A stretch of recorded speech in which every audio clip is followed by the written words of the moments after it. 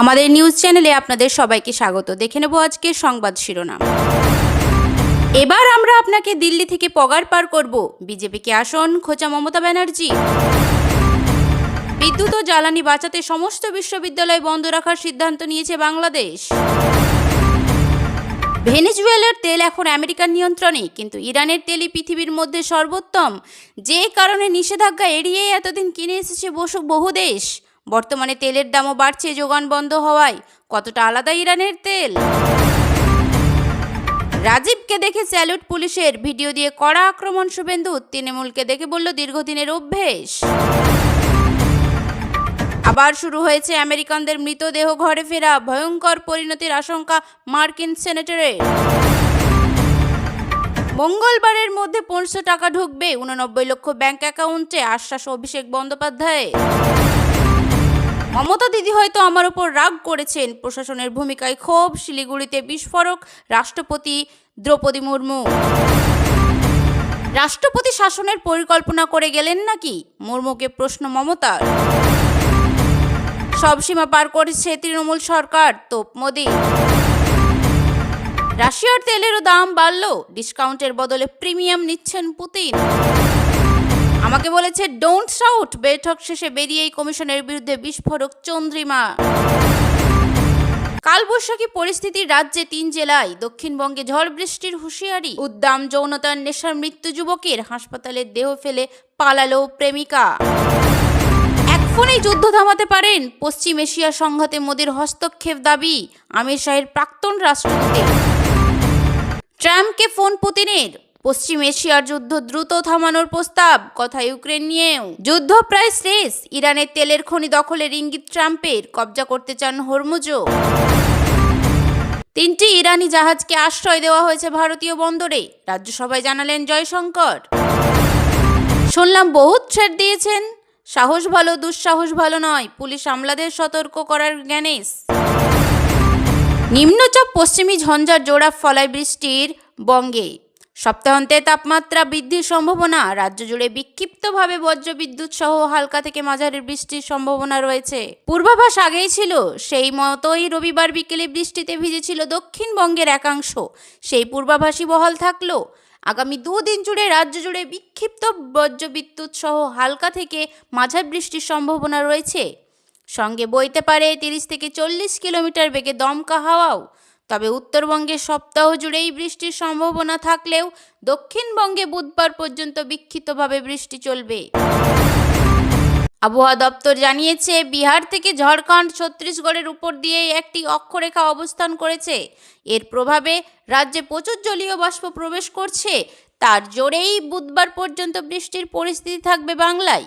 পাশাপাশি একটি পশ্চিমী ঝঞ্ঝা সিকিম ও উত্তরবঙ্গের উপর দিয়েও অতিক্রম করবে। এর প্রভাবে বৃহস্পতিবার থেকে উত্তরবঙ্গের পার্বত্য এলাকায় ফের বৃষ্টির সম্ভাবনা রয়েছে। কেমন থাকবে দক্ষিণবঙ্গের আবহাওয়া? দক্ষিণবঙ্গের বিভিন্ন জেলায় মঙ্গলবার বজ্রবিদ্যুৎ সহ বৃষ্টিপাতের সম্ভাবনা রয়েছে।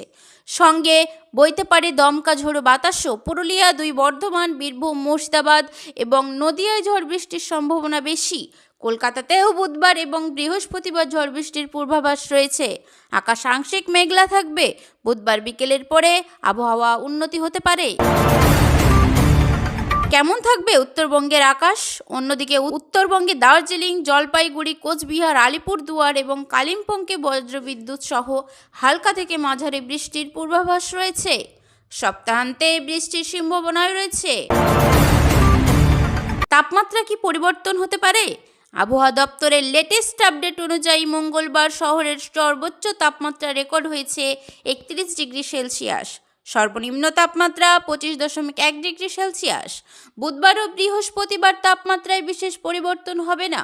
সপ্তাহের শেষের দিকে দক্ষিণবঙ্গের জেলাগুলিতে তাপমাত্রা কিছুটা বৃদ্ধি হতে পারে। তবে সর্বনিম্ন তাপমাত্রায় বড় কোনো পরিবর্তন সম্ভাবনা নেই। উত্তরবঙ্গেও আপাতত তাপমাত্রা একই রকম থাকবে। বিশ্ববিদ্যালয় বন্ধ রাখার সিদ্ধান্ত নিয়েছে বাংলাদেশ।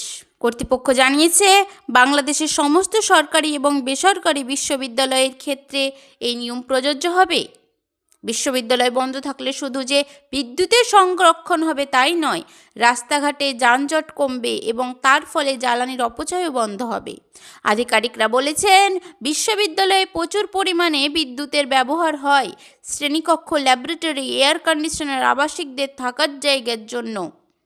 তাই তাড়াতাড়ি যদি বিশ্ববিদ্যালয়গুলি বন্ধ করা হয় তাহলে দেশের বিদ্যুৎ ব্যবস্থার উপর চাপ কমবে। প্রাকৃতিক গ্যাস বা এলএনজি সরবরাহ নিয়ে নতুন নির্দেশিকা জারি করল কেন্দ্র সরকার।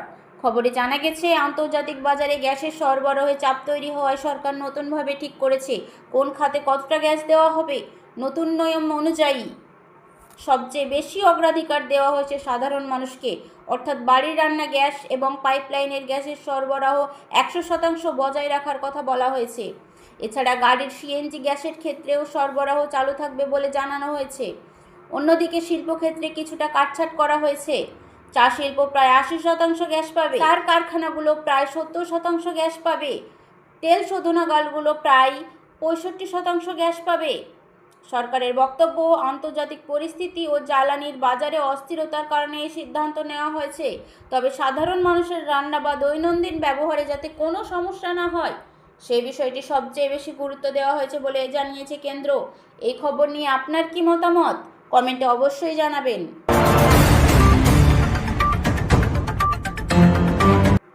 অভিষেক ব্যানার্জি জানিয়েছেন, মঙ্গলবারের মধ্যে প্রায় 89 লক্ষ ব্যাংক অ্যাকাউন্টে 1500 টাকা করে ঢুকে যাবে। এই টাকা দেওয়া হচ্ছে রাজ্যের যুবসাথী সহায়তা প্রকল্পের আওতায়। অভিষেক বন্দ্যোপাধ্যায় জানান, অনেক যুবক যুবতী দীর্ঘদিন ধরে এই টাকার অপেক্ষা করছিলেন, তাই প্রশাসনকে দ্রুত ব্যবস্থা নিতে বলা হয়েছে।